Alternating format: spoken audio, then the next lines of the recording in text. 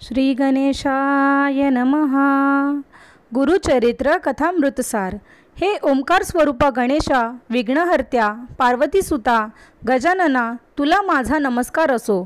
तू लंबोदर, एकदंत, शूर्पकर्ण इत्यादी नावाने प्रसिद्ध आहेस. तुझ्या हलणाऱ्या कानांपासून जो वारा निर्माण होतो त्या वाऱ्याने तुझ्या साऱ्या भक्तांची सर्व संकटे दूर होतात. म्हणून तुला विघ्नांतक, विघ्नहर्ता असे म्हणतात. तप्त सुवर्णाप्रमाणे असलेले तुझे मुख शोभून दिसते. उगवत्या सूर्याप्रमाणे असलेले त्याचे तेज सर्वत्र पसरते.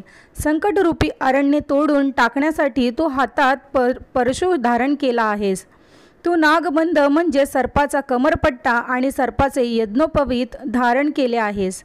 हे चतुर्भुज विशाल नेत्र विनायक, तू या विश्वाची सर्व संकटे नाहीशी करून त्यांचा सांभाळ करतोस.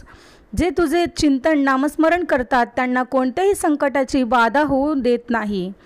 त्यांचे सर्व मनोरथ तात्काळ सिद्धीला जातात. कोणत्याही मंगल कार्याच्या आरंभी सर्वप्रथम तुलाच वंदन केले जाते.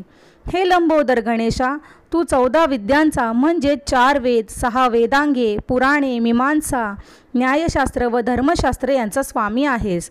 तूच वेद, शास्त्रे, पुराणे यांचे लेखक केले आहेस. म्हणून तू ब्रह्मदेवादी सर्व देव तुझे स्तवन करतात. हे गणेशा, अजिंक्य, अवध्य अशा त्रिपुरासुराचा वध करण्यापूर्वी भगवान शंकराने तुझेच स्तवन केले होते. हरी ब्रह्माद्री देव कार्यारंभी तुलाच वंदन करतात. तुझ्या कृपेने त्यांना इच्छित गोष्टी प्राप्त होतात. हे कृपानिधी गणनायका, हे मूषक वाहना, ओंकार स्वरूप, दुःखहर्त्या विनायका, मला बुद्धी दे.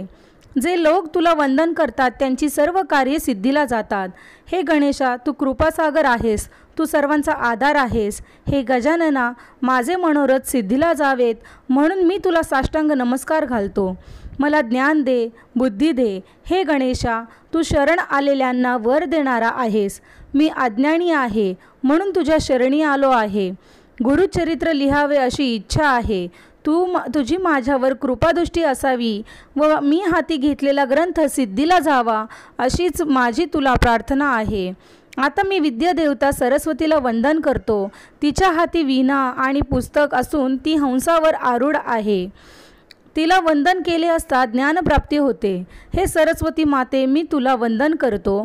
वेदशस्त्र पुराणे तुझ्याच वाणीने प्रकट झाली आहेत. माते, मला चांगली बुद्धी दे.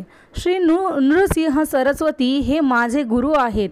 त्यांच्या नावात तुझे नाव असल्याने तू मला आदरणीय, वंदनीय आहेस. हे जग कळसूत्री बाहुलीप्रमाणे तुझ्याच प्रेरणेने चालत असते. म्हणून तू मला या ग्रंथलेखनासाठी प्रेरणा दे. मला स्फूर्ती दे. मला विद्यादान दे.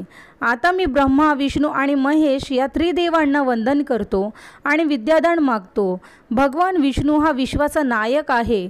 तो लक्ष्मीसह क्षीरसागरात वास्तव्य करतो. शंख, चक्र, गदा, पद्मधारी त्या नरहरी विष्णूने गळ्यात वैजंती माला धारण केली आहे. पितांबरधारी तो विष्णू शरणागतांना इच्छित वस्तू देतो. तो मोठा कृपाळू, दयाळू आहे. आता मी पंचमुख गंगाधर अशा शंकराला वंदन करतो. साक्षात जगन्माता पार्वती त्यांची पत्नी आहे. तोच या जगाचा संहार करतो म्हणून त्याला स्मशानवासी असे म्हणतात.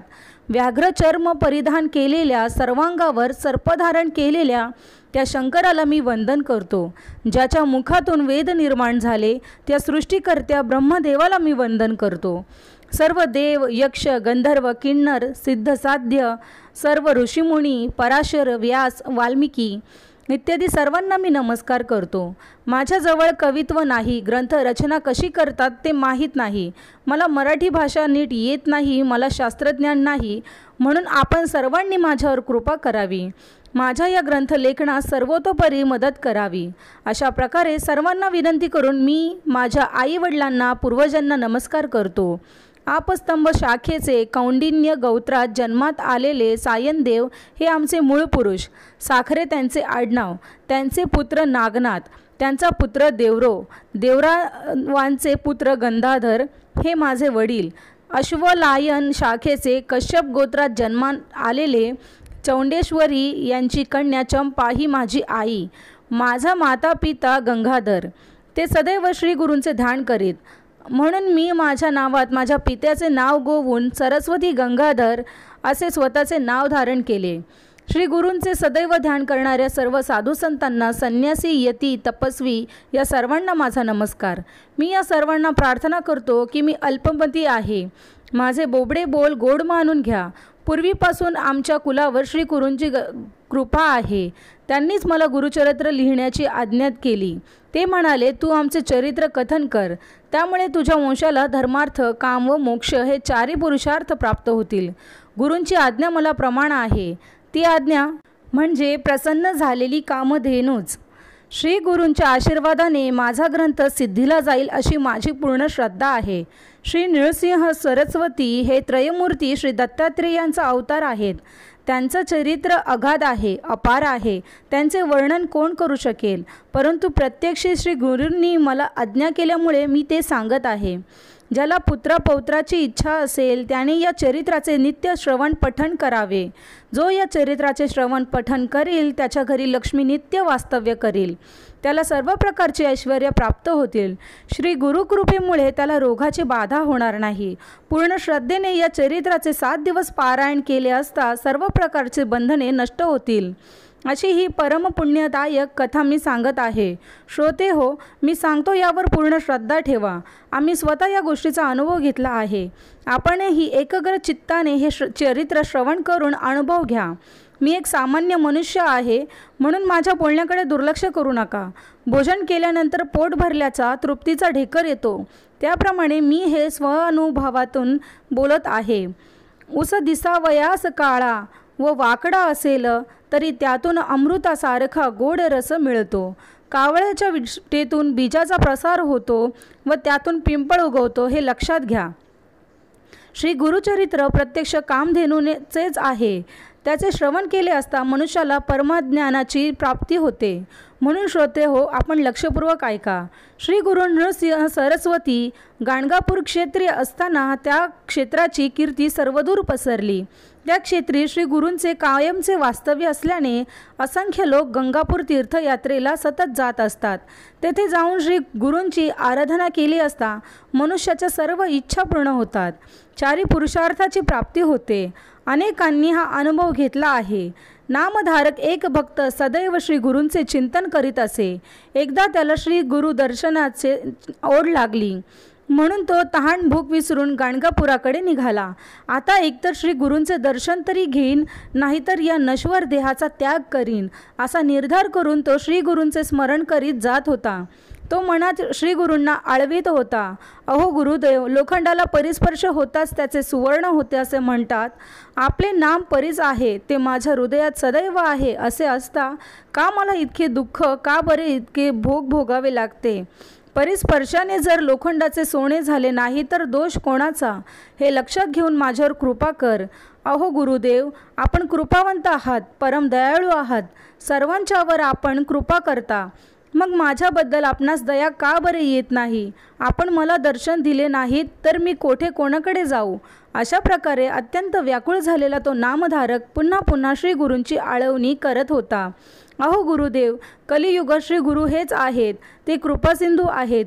भक्तांचे कृपासिंधू, भक्तांचे रक्षण करते आहेत. ते नृसिंह सरस्वती या नावाने विख्यात होतील. ते आपल्या भक्तांचे रक्षण करतील असे वेदवचन आहे.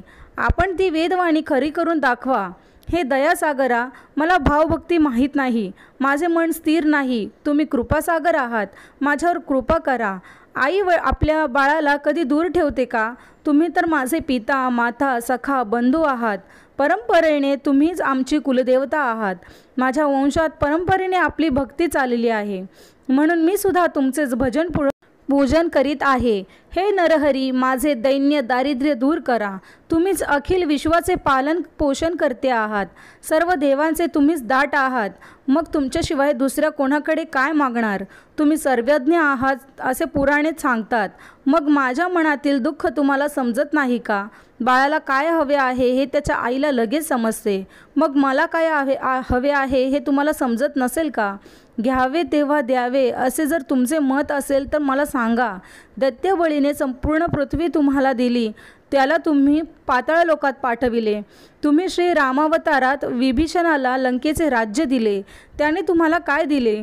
ध्रुवाला तुम्ही अढळपद दिले, त्याने तुम्हाला काय दिले? परशुरामाने तुम्ही सर्व पृथ्वी निशस्त्र करून ब्राह्मणांना दिलीत. त्यांनी तुम्हाला काय दिले? केवळ तुम्हीच या जगाचे पालनपोषण करणारे आहात. मी एक सामान्य मूषक तुम्हाला काय देणार? साक्षात महालक्ष्मी तुमच्या घरी रात्रंदिन पाणी भरत आहे. असे असताना तुम्ही माझ्याकडे काय मागता? आणि मी तरी काय देणार? लहान बाळाला दूध पाजणारी आई त्याच्याकडे काय मागते? काहीच नाही.